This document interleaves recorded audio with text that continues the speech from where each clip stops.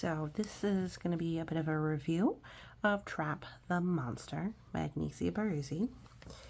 Now, Sourcebooks Jabberwocky or sourcebookskids.com is very particular about their reading aloud. So things that I really like about this book. So first, great construction, very well made.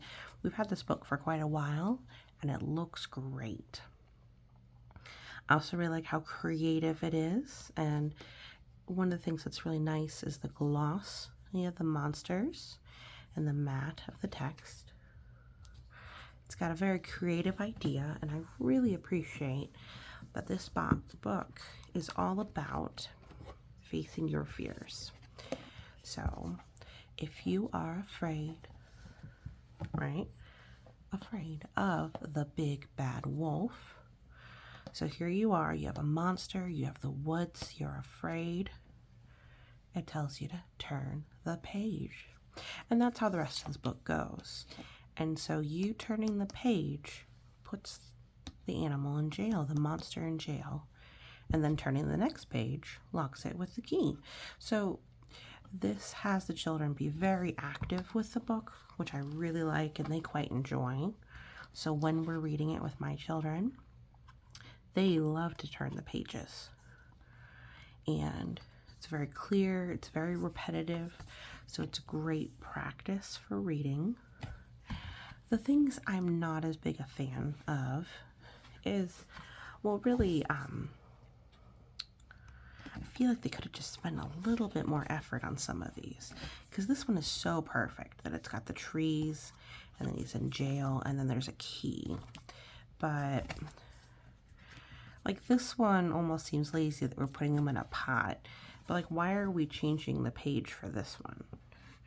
And then this one, we throw them out the window. So it's a little odd.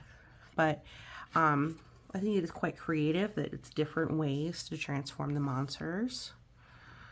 And our goal here isn't really to teach empathy for the monsters. It's literally just to show the children that they can take over control. Now, one of the things I don't like that occurs in this book is there's a part where they could emulate with real life,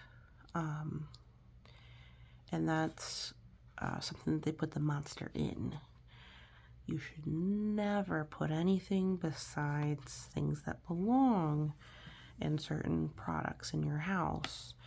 You should never put them in there. So don't put anything besides food that needs to be cooked in the microwave or the oven. You should only put clothing that should be washed in the washer. And wet clothes go in the dryer. Things like that are designed to have certain things in them. And even in a fantasy situation, I don't really like encouraging them to put things in dangerous locations. So that's my only real complaint about this book. The other part is I feel like their attempt to have it continue where they trap the monsters all together at the end, it's just a little lazy, but I mean, it's a kid's book, so that's fine. So the only part I really don't like is that there's a portion that if a child mimicked it, it could be dangerous.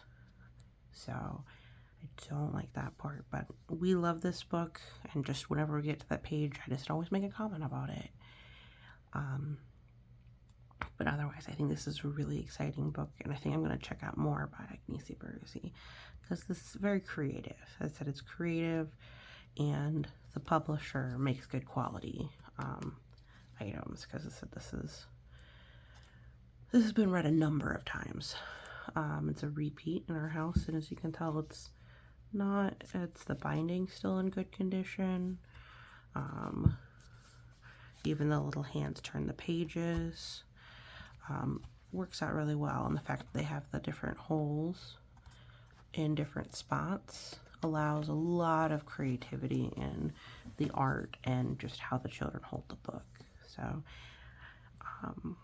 this is the first review I've had, so I'm not going to give it a rating per se, but this is definitely, I'm going to say, a recommend if your children like monsters or maybe need something to help encourage them to face their fears.